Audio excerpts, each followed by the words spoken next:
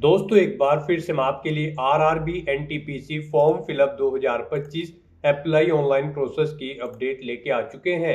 किस तरह से आप आरआरबी एनटीपीसी 12th लेवल और ग्रेजुएट लेवल के दोनों लेवल के लिए अपने फॉर्म अप्लाई कर सकते हो, स्टेप बाय स्टेप कंप्लीट जानकारी आपको इस वीडियो में दी जाएगी। टोटल 8,868 वैकेंसीज निकली हुई है जिनके लिए आपसे ऑनलाइन आवेदन पत्र मंगाए जा रहे हैं। केवल आपके पास आज ही का दिन शेष है, आज अंतिम मौका है। आप आज रात मध्य रात्रि तक अपने फॉर्म अप्लाई कर सकते हो। 11:59 तक आपको अपना फॉर्म यहां पर फाइनली सबमिट कर देना होगा।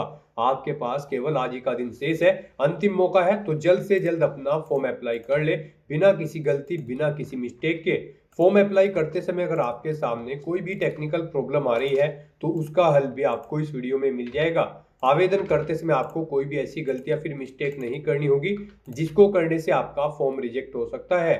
फॉर्म अप्लाई करते समय आपको किस प्रकार से अपनी डिटेल फिल करनी होगी, कैसे लाइव फोटो कैप्चर करोगे, डॉक्यूमेंट सिग्नेचर कैसे अपलोड करने होंगे, कैसे डिजी लॉकर पर अकाउंट क्रिएट करोगे, किस तरह से आपको अपना आधार वेरिफिकेशन करना होगा, पोस्ट प्रेफरेंस आप कैसे दोगे, किस तरह से आप 12th या फिर ग्रेजुएट लेवल के लिए अप्लाई करोगे, किस तरह से आपको फीस पेमेंट करते हुए रजिस्ट्रेशन से लेकर प्रिंट तक अपना फॉर्म अप्लाई कर लेना होगा। पूरी जानकारी के लिए आपको वीडियो शुरू से लेकर एंड तक बिना स्किप किए हुए देखनी होगी। इस वीडियो को पूरा देखने पर ही आपके सभी सवाल और डाउट क्लियर होंगे। तो चलिए दोस्तों बिना कोई वक्त गंवाए शुरू करते हैं आरआरबी एनटीपीसी 12th और ग्रेजुएट लेवल फॉर्म फिलअप की पूरी जानकारी। फॉर्म भरने से पहले आपको सबसे पहले हमारी वेबसाइट IND सरकारी नौकरी के इस पेज पर विजिट करना होगा, जिसका लिंक आपको नीचे description plus first comment box में मिल जाएगा। और हमारे इस पेज पर विजिट करके आप यहां से आरआरबी एनटीपीसी 12th और ग्रेजुएट लेवल का फॉर्म अप्लाई कर सकते हो।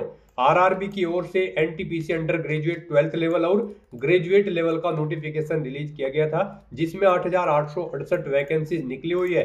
इसमें अंडर ग्रेजुएट 12th लेवल के लिए 3,058 वैकेंसीज है और ग्रेजुएट लेवल के लिए 5,810 वैकेंसीज निकली हुई है। पोस्ट वाइज बात की जाए तो 12th लेवल के लिए कमर्शियल कम टिकट कलर के लिए 2,424 पद है, अकाउंट्स कलर कम टाइपिस्ट के लिए 394, जूनियर कलर कम टाइपिस्ट के लिए 163 है, ट्रेंच कलर के लिए 77 है। इसी तरह ग्रेजुएट लेवल में चीफ कमर्शियल कम टिकट सुपरवाइजर के 161 पद है, स्टेशन मास्टर के 615, गुड्स ट्रेन मैनेजर के लिए 3,416, जूनियर अकाउंट्स असिस्टेंट कम टाइपिस्ट के लिए 921, सीनियर कलर कम टाइपिस्ट के लिए 638, ट्रैफिक असिस्टेंट के लिए भी 59 वैकेंसीज है। लास्ट डेट की अपडेट है, केवल आज का दिन शेष है। आप आज मध्य रात्रि तक अपने फॉर्म अप्लाई कर सकते हो। 27 नवंबर 2025 रात तक आप अपने फॉर्म अप्लाई कर ले। 21,700, 19,900, 29,200, 35,400 अलग अलग पोस्ट के लिए सैलरी रखी गई है। यहाँ पर क्वालिफिकेशन की अगर बात की जाए तो अंडर ग्रेजुएट 12th लेवल के लिए 12वीं पास अप्लाई करेंगे, ग्रेजुएट लेवल के लिए बैचलर डिग्री से आप अप्लाई कर सकते हो। एज लिमिट 12th लेवल के लिए 18 से 30 है, ग्रेजुएट लेवल के लिए 18 से 33 है।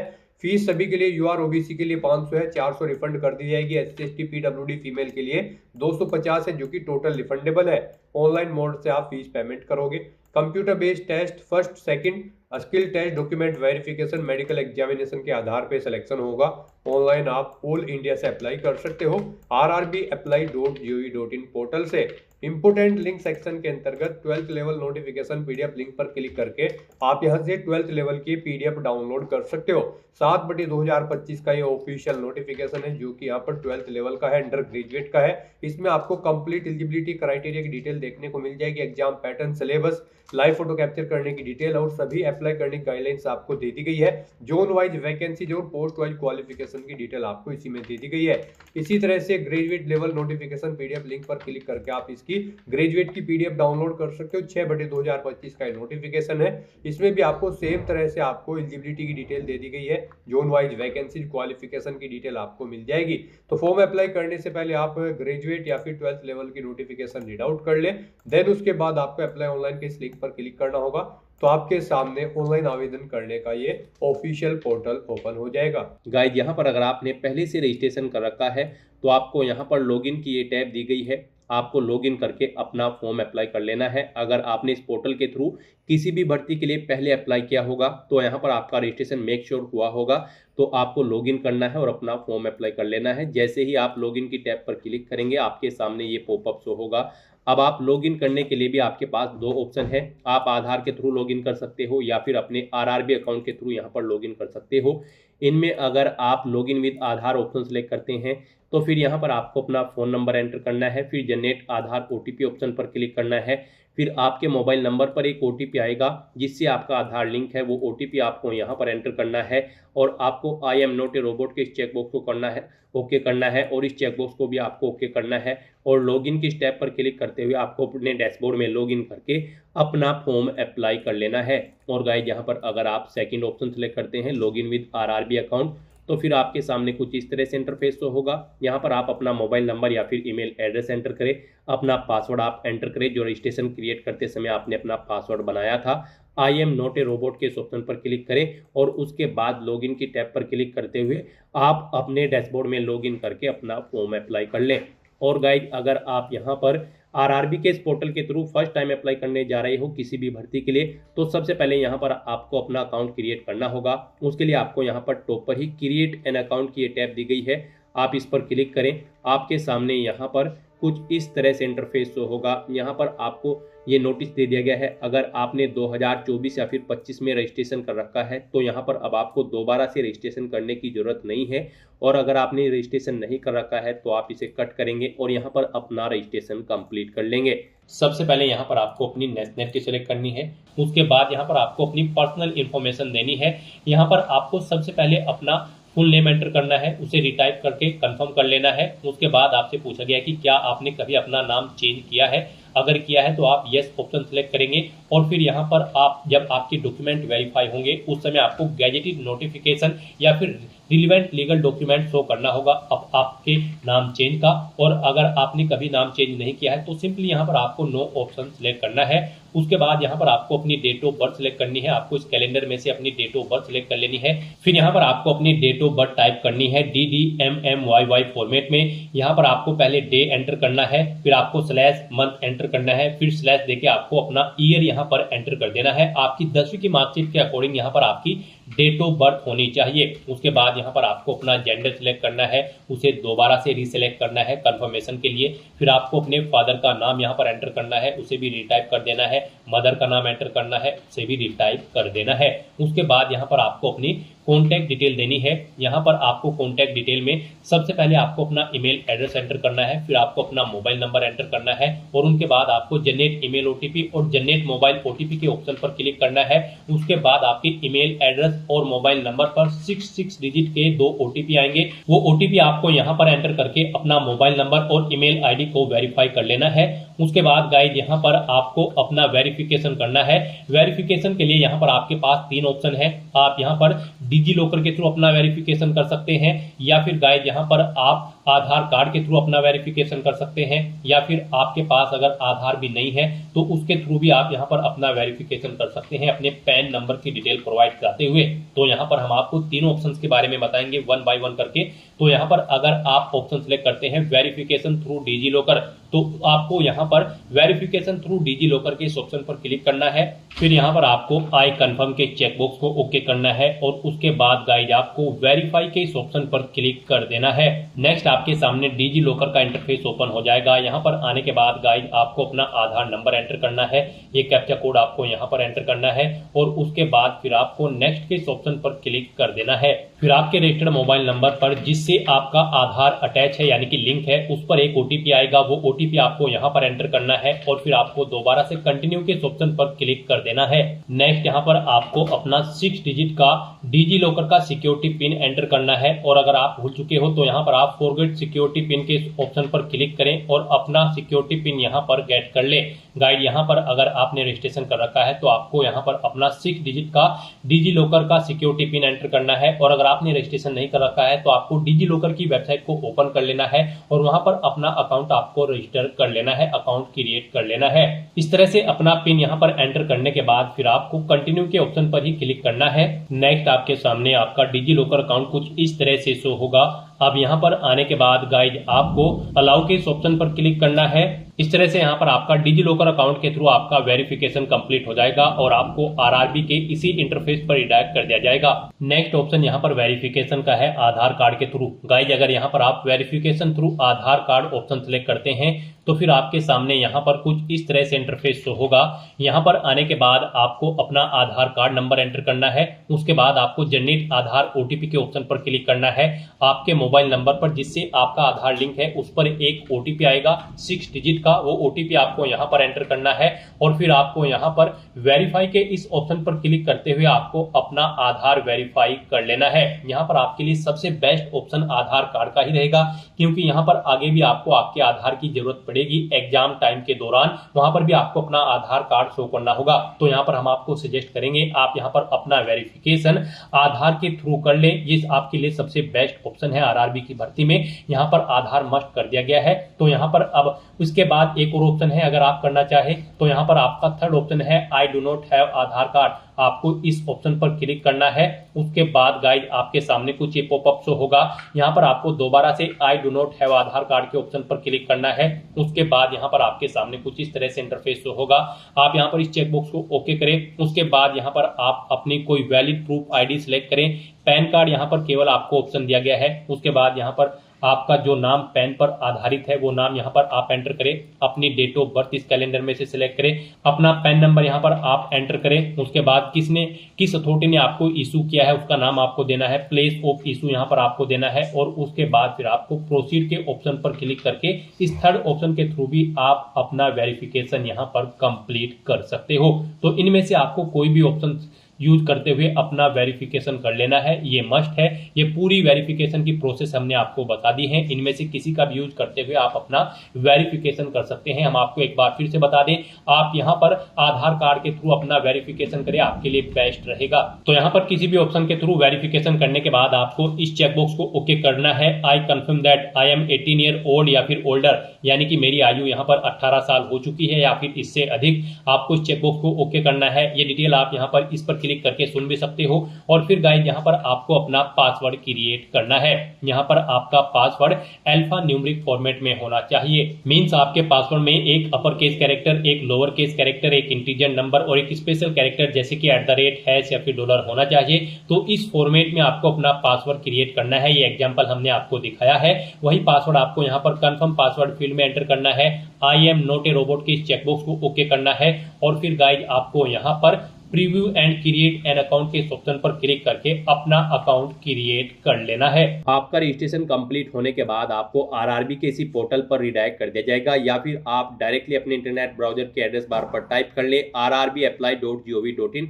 आप आरआरबी की इस वेबसाइट पर आ जाएंगे और यहाँ पर अब आपको लॉगिन करके अपना फॉर्म अप्लाई करना है। उसके लिए आपको लॉगिन की टैब दी गई है, आप इस पर क्लिक करें। आपके सामने यहाँ पर ये इंटरफेस ओपन होगा। अब यहाँ पर आप लॉगिन करने के लिए भी आपके पास दो ऑप्शन है। आप लॉगिन विद आधार यानी कि आधार के थ्रू लॉगिन कर सकते हो, या फिर आरआरबी अकाउंट के थ्रू आप लॉगिन कर सकते हो।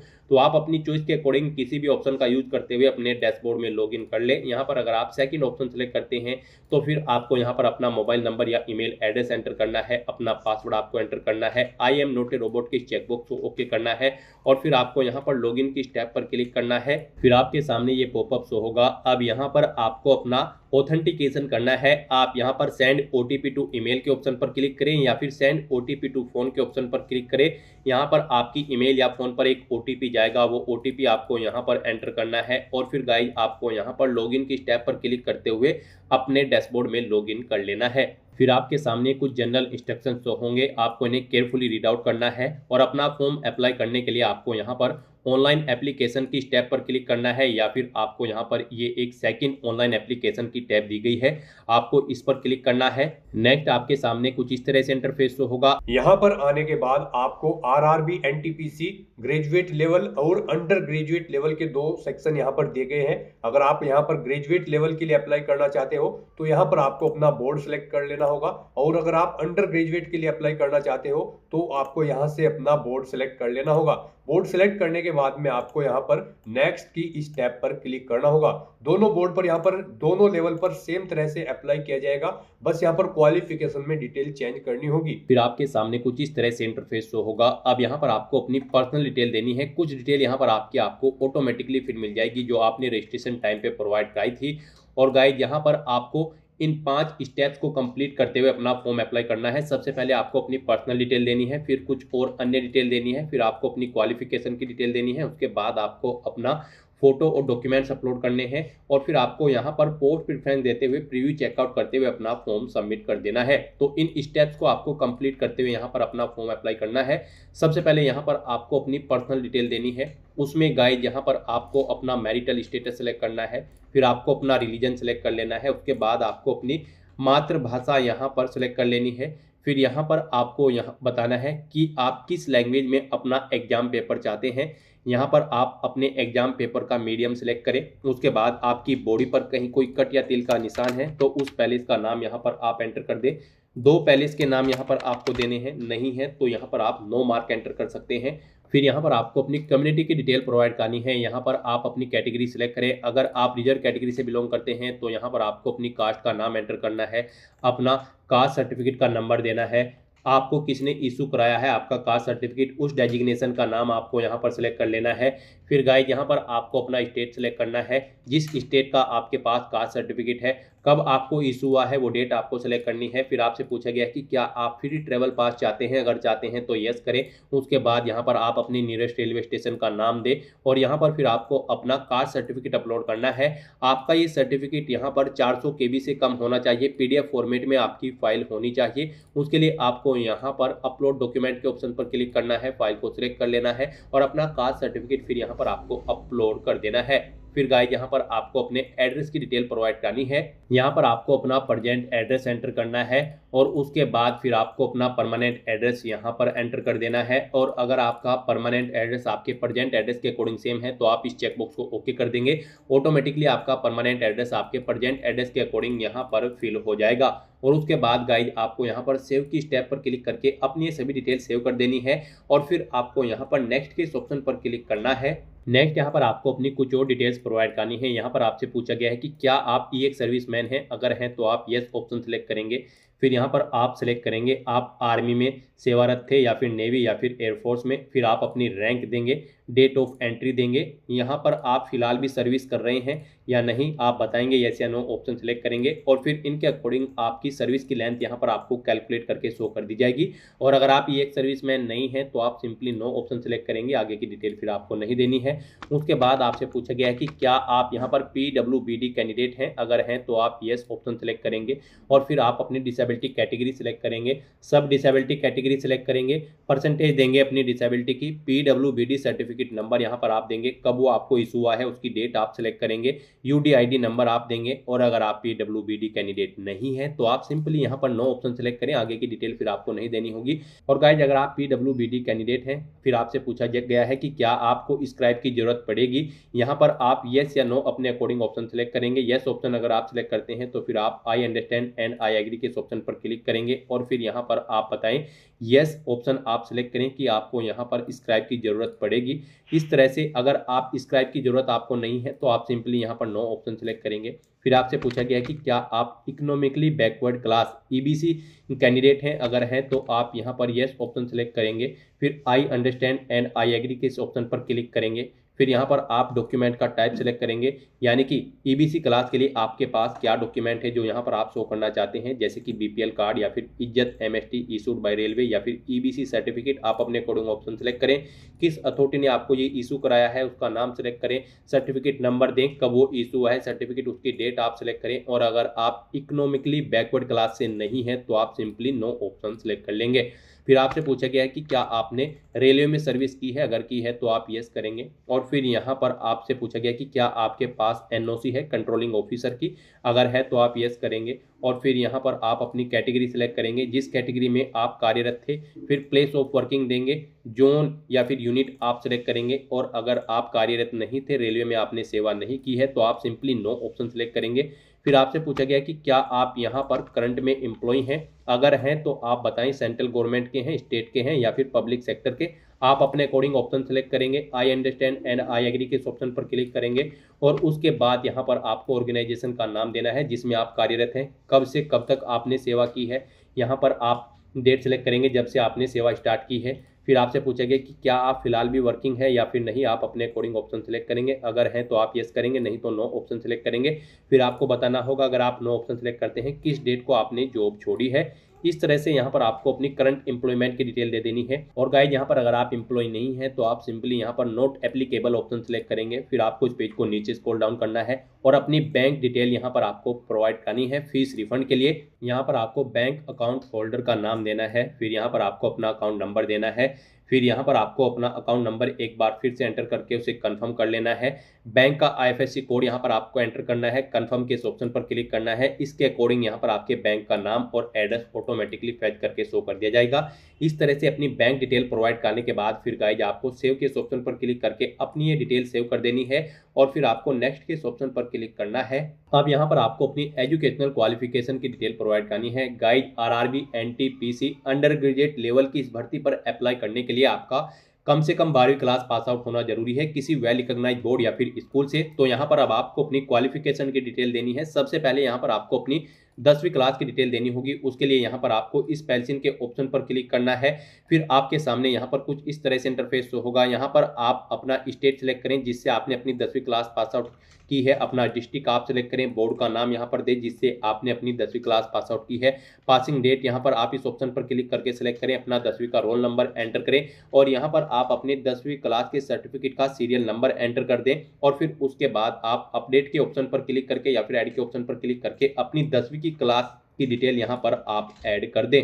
इस तरह से यहाँ पर आपकी 10वीं क्लास की डिटेल सक्सेसफुली ऐड हो जाएगी। फिर गाइड यहाँ पर आपको अपनी 12वीं क्लास की डिटेल प्रोवाइड करनी है। आपको यहाँ पर क्वालिफिकेशन के सेक्शन में 12th या फिर +2 स्टेज और इट्स इक्विवेलेंट ऑप्शन सेलेक्ट करना है और अपनी 12वीं क्लास की डिटेल प्रोवाइड करनी है।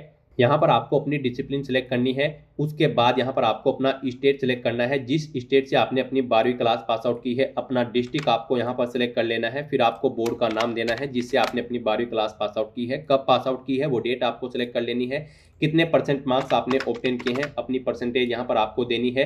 फिर यहाँ पर आपसे पूछा गया है कि क्या आपको कंप्यूटर पर टाइपिंग की नॉलेज है, प्रोफिशिएंसी है हिंदी और इंग्लिश लैंग्वेज में। अगर है तो आप यस करें, नहीं तो नो ऑप्शन सेलेक्ट करें। उसके बाद गाइड यहाँ पर आपको ऐड के इस ऑप्शन पर क्लिक करके अपनी 12वीं क्लास की डिटेल भी ऐड कर देनी है। इस तरह से यहाँ पर आपकी 12वीं क्लास की डिटेल भी सक्सेसफुली ऐड हो जाएगी। उसके बाद गाइड अगर आपने यहाँ पर ग्रेजुएशन कर रखी है तो आप बैचलर डिग्री ऑप्शन सेलेक्ट करेंगे और अपनी ग्रेजुएशन की डिटेल आप यहाँ पर दे सकते हैं। नहीं देना चाहते हैं या फिर अगर आपने 12वीं से ऊपर कोई क्वालिफिकेशन नहीं कर रखी है तो बस यहाँ पर गाइड अब आपको नेक्स्ट के इस ऑप्शन पर क्लिक करना है। गाइड यहाँ पर आरआरबी एनटीपीसी ग्रेजुएट लेवल की इन पोस्ट पर अप्लाई करने के लिए आपके पास ग्रेजुएट डिग्री होनी जरूरी है किसी वेल रिकॉग्नाइज्ड यूनिवर्सिटी से किसी भी डिसिप्लिन के अंतर्गत। तो यहाँ पर अब आपको अपनी क्वालिफिकेशन की डिटेल देनी है। सबसे पहले यहाँ पर आपको अपनी 10वीं क्लास की डिटेल देनी होगी। यहाँ पर अगर आपने आरआरबी की किसी भी भर्ती के लिए पहले भी अप्लाई किया होगा तो आपको यहाँ पर आपकी 10वीं क्लास की डिटेल ऑटोमेटिकली फिर मिल जाएगी। यहाँ पर अगर आप इसमें एडिट करना चाहते हैं तो आप पेंसिल के इस ऑप्शन पर क्लिक करके एडिट कर सकते हैं और अगर आप बिल्कुल न्यू है तो यहाँ पर फिर आपको अपनी सबसे पहले 10वीं क्लास की डिटेल देनी है। उसके बाद आपको अपनी ग्रेजुएशन की डिटेल देनी होगी। तो 10वीं क्लास की डिटेल देने के लिए यहाँ पर आपको इस पेंसिल के ऑप्शन पर क्लिक करना है और फिर यहाँ पर आपको अपना मैट्रिकुलेशन SLC सिलेक्ट करने के बाद सबसे पहले आपको स्टेट सेलेक्ट करना है, अपना डिस्ट्रिक्ट सेलेक्ट करना है, बोर्ड का नाम देना है जिस बोर्ड से आपने अपनी 10वीं क्लास पास आउट की है, कब पास आउट की है इस ऑप्शन पर क्लिक करके आपको डेट सेलेक्ट कर लेनी है, अपना 10वीं का रोल नंबर आपको देना है और यहाँ पर फिर आपको अपने सर्टिफिकेट का सीरियल नंबर एंटर कर देना है। इस तरह से अपनी 10वीं क्लास की डिटेल देने के बाद फिर उसको यहाँ पर आपको ऐड के ऑप्शन पर क्लिक करके ऐड कर देना है। अपडेट करना है तो आप अपडेट के इस ऑप्शन पर क्लिक करके अपडेट कर सकते हैं। इस तरह से यहाँ पर आपकी 10वीं क्लास की डिटेल ऐड हो जाएगी। फिर आपको अपनी ग्रेजुएशन की डिटेल यहाँ पर प्रोवाइड करनी है। जैसा कि हम आपको ऑलरेडी बता चुके हैं, इस भर्ती में पार्टिसिपेट करने के लिए आपके पास ग्रेजुएट डिग्री होनी जरूरी है। तो यहाँ पर आप क्वालिफिकेशन में बैचलर डिग्री ऑप्शन सेलेक्ट करेंगे, फिर डिसिप्लिन सब्जेक्ट में आप दोबारा से बैचलर डिग्री ऑप्शन सेलेक्ट करेंगे। फिर आपने किस में अपनी बैचलर डिग्री की है, जैसे कि BA, BCom, BSc या फिर BTech, आप उसका नाम यहाँ पर देंगे। फिर आपको स्टेट सेलेक्ट करना है, अपना डिस्ट्रिक्ट सेलेक्ट कर लेना है, कॉलेज या यूनिवर्सिटी का नाम यहाँ पर आपको एंटर करना है, कब आपने पास आउट की है अपनी बैचलर डिग्री वो डेट आपको इस ऑप्शन पर क्लिक करके इस कैलेंडर में से सिलेक्ट कर लेनी होगी। फिर आपसे पूछा गया कि क्या आपको हिंदी और इंग्लिश की टाइपिंग की प्रोफिशिएंसी है कंप्यूटर पर। अगर है तो आप यस करेंगे, नहीं तो नो ऑप्शन सेलेक्ट करेंगे। इस तरह से अपनी डिटेल प्रोवाइड करने के बाद फिर गाइड आपको ऐड के इस ऑप्शन पर क्लिक करके अपनी ग्रेजुएशन की डिटेल भी ऐड कर देनी है और उसके बाद फिर आपको यहाँ पर नेक्स्ट के इस ऑप्शन पर क्लिक करना है। नेक्स्ट यहाँ पर आपको अपना फोटो और सिग्नेचर अपलोड करने हैं। यहाँ पर आपको फोटो कैप्चर करने के लिए दो ऑप्शन दिए गए हैं। आप यहाँ पर डायरेक्टली कैप्चर लाइव इमेज के ऑप्शन पर क्लिक करें, अपने वेब कैमरा के थ्रू अपना लाइव फोटो कैप्चर कर लें, या फिर आप यहाँ पर capture live image from mobile के इस ऑप्शन पर क्लिक करें। आपके सामने यहाँ पर एक QR कोड शो होगा। इस QR कोड को आप अपने मोबाइल फोन से स्कैन करें। अपने मोबाइल फोन में आपने जो भी यहाँ पर QR कोड स्कैनर इंस्टॉल किया हुआ है उसके थ्रू आप इसे स्कैन करें। उसके बाद आपके मोबाइल फोन में आपको अपना RRB का अकाउंट लॉगिन करना होगा। अपने लॉगिन की डिटेल प्रोवाइड करते हुए आपको अपने डैशबोर्ड में लॉगिन कर लेना है और फिर वहां से आपको अपना फोटो लाइव कैप्चर करना है। फोटो कैप्चर करते समय आपको अपना फेस सर्कल में प्रॉपर वे में लाना है और अपनी आंखों को 2 या 3 बार ब्लिंक करना है। उसके बाद यहाँ पर आपका लाइव फोटो कैप्चर हो जाएगा आपके मोबाइल फोन से। यहाँ पर फोटो कैप्चर करते समय आपको कुछ जनरल इंस्ट्रक्शंस दिए गए हैं, आपको इन्हें रीड आउट कर लेना है। फोटो कैप्चर करते समय आपको सफेद कपड़े नहीं पहनने हैं और जिस स्थान पर आप अपना फोटो कैप्चर करेंगे वहां पर प्रॉपर वे में लाइट होनी चाहिए और प्लेन बैकग्राउंड उस स्थान का होना चाहिए। और यहाँ पर आपको बिल्कुल सीधा कैमरे की तरफ देखना है और आपको यहाँ पर फोटो कैप्चर करते समय अपने सर पर कोई टोपी या फिर कैप नहीं पहननी है, ना आपको अपने चेहरे पर कोई मास्क लगाना है और ना ही आपको अपने आंखों पर कोई चश्मा यहाँ पर पहनना है। तो यहाँ पर आपको कुछ इन इंस्ट्रक्शंस को ध्यान में रखते हुए अपना लाइव फोटो कैप्चर कर लेना है। दोस्तों, मोबाइल से लाइव फोटो कैप्चर करने के लिए सबसे पहले आपको अपने फोन में QR code scanner application open करनी होगी। उसके बाद में आपको ये बार कोड यहाँ पर स्कैन कर लेना होगा। उसके बाद में आपको इस लिंक पर क्लिक करना होगा। उसके बाद यहाँ पर आने के बाद में आपको RRB अकाउंट के अंतर्गत अपने डैशबोर्ड में लॉगिन करना होगा। लॉगिन करने के लिए आप आधार से लॉगिन कर सकते हो या फिर RRB अकाउंट के थ्रू लॉगिन कर सकते हो। जैसे कि हम आपको RRB अकाउंट के थ्रू लॉगिन करके दिखा रहे हैं। सबसे पहले आपको यहाँ पर अपना ईमेल एड्रेस एंटर करना होगा, पासवर्ड आपको एंटर करना होगा और इस चेक बॉक्स को ओके करना होगा और यहाँ पर लॉगिन की स्टेप पर क्लिक करके अपने डैशबोर्ड में लॉगिन कर लेना होगा। लॉगिन करने के लिए आपको ईमेल आईडी या फिर मोबाइल फोन पर एक OTP सेंड करना होगा। उसके लिए आपको यहाँ पर इस लिंक पर क्लिक करना होगा।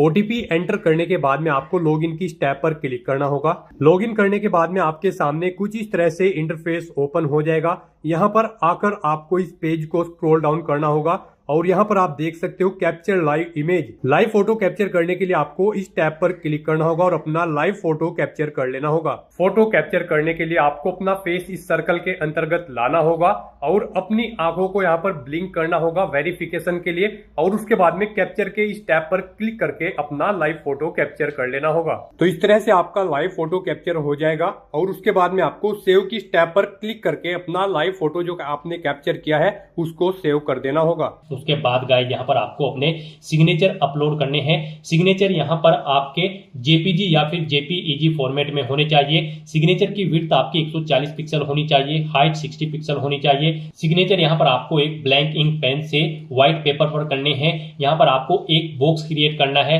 जिसकी विड्थ 140 पिक्सल होनी चाहिए और हाइट उसकी 60 पिक्सल होनी चाहिए। उसमें आपको अपने सिग्नेचर यहाँ पर करके अपलोड करने हैं। साइज आपके सिग्नेचर की फाइल का 30 KB से 49 KB के बीच में होना चाहिए और अगर आप अपने सिग्नेचर का साइज कम या ज्यादा करना चाहते हैं तो आप गूगल पर जाएं, इमेज रिसाइज टाइप करें, मल्टीपल ऑनलाइन वेबसाइट ओपन होंगी, उनमें से कोई भी वेबसाइट ओपन करें, वहां पर आप अपने सिग्नेचर की फाइल को अपलोड करें और अपनी नीड के अकॉर्डिंग आप उसका साइज सेट करके फिर उसे वहां से डाउनलोड करके अपलोड कर दें। तो यहाँ पर आपको ब्राउज के ऑप्शन पर क्लिक करना है, फाइल को सिलेक्ट कर लेना है और अपने सिग्नेचर की फाइल को यहाँ पर अपलोड कर देना है। तो इस तरह से यहाँ पर आपका लाइव फोटो कैप्चर हो जाएगा और सिग्नेचर आपके अपलोड हो जाएंगे। उसके बाद आपको इस पेज को नीचे स्क्रॉल डाउन करना है और फिर गाइज आपको सेव के ऑप्शन पर क्लिक करके अपना फोटो सिग्नेचर यहाँ पर सेव कर देने हैं और उसके बाद फिर आपको नेक्स्ट के ऑप्शन पर क्लिक कर देना है। नेक्स्ट यहाँ पर आपको अपनी पोस्ट और जोन की प्रेफरेंस देनी है। यहाँ पर आपने पीछे अब तक जो डिटेल प्रोवाइड कराई है उसके अकॉर्डिंग आपको आपकी पोस्ट और जोन शो कर दी गई है। यहाँ पर आप जिस पोस्ट और जिस जोन को जिस नंबर पर प्रेफरेंस देना चाहते हैं उस नंबर पर आपको यहाँ पर उनके सामने प्लस के इस ऑप्शन पर क्लिक करना है और 1 बाय 1 करके आपको यहाँ पर अपनी सभी पोस्ट और जोन्स को यहाँ पर इस सेकंड कॉलम में ऐड कर देना है। फिर आपको इस चेकबॉक्स को ओके करना है। डिक्लेरेशन सेक्शन में आना है, I have be declare that, इस चेकबॉक्स को ओके करना है। यहाँ पर अपना पहले ही एंटर करना है और उसके बाद गाइज आपको यहाँ पर सेव के इस ऑप्शन पर क्लिक करके अपनी डिटेल सेव कर देनी है और उसके बाद फिर आपको यहाँ पर प्रीव्यू एप्लीकेशन के इस ऑप्शन पर क्लिक कर देना है। फिर यहाँ पर आपको आपके एप्लीकेशन फॉर्म का पूरा प्रीव्यू शो कर दिया गया है। आपको सभी डिटेल्स केयरफुली चेकआउट करनी है, पेज को नीचे स्क्रॉल डाउन करना है, इस चेकबॉक्स को ओके करना है। कहीं पर कोई मिस्टेक है तो आप एडिट के इस ऑप्शन पर क्लिक करके एडिट कर सकते हैं, नहीं तो यहाँ पर बस गाइड अब आपको सबमिट के इस ऑप्शन पर क्लिक कर देना है। नेक्स्ट यहाँ पर आपको अपना फीस पेमेंट करना है। यहाँ पर आपको आपकी कैटेगरी के अकॉर्डिंग एप्लीकेशन फीस का अमाउंट शो कर दिया जाएगा। रिजर्व कैटेगरी कैंडिडेट के लिए यहाँ पर 250 रुपए फीस है और अनरिजर्व कैटेगरी कैंडिडेट के लिए 500 रुपए फीस है।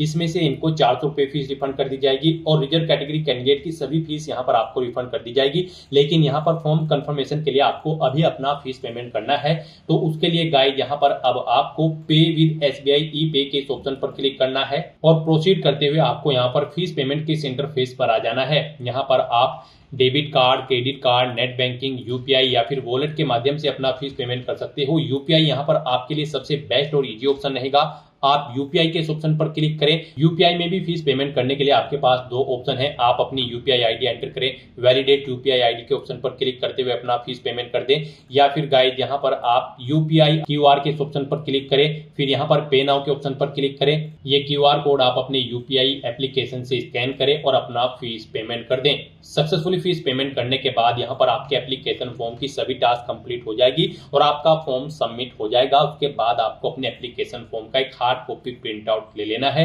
फ्यूचर यूज के लिए, फ्यूचर रेफरेंस के लिए, और फिर आप अपने डैशबोर्ड में भी जाकर चेकआउट कर सकते हो कि आपका फॉर्म सक्सेसफुली सबमिट हो चुका है या फिर नहीं। तो दोस्तों ऐसे आप RRB NTPC under graduate level की इस भर्ती के लिए अपने फॉर्म अप्लाई कर सकते हो बिना कोई मिस्टेक किए हुए। आज की इस वीडियो में बस इतना ही। आई होप ये वीडियो आपको पसंद आई होगी। अगर पसंद आई हो तो इसे लाइक और शेयर करें, चैनल पर नए हो तो इसे सब्सक्राइब कर लें। Thanks for watching.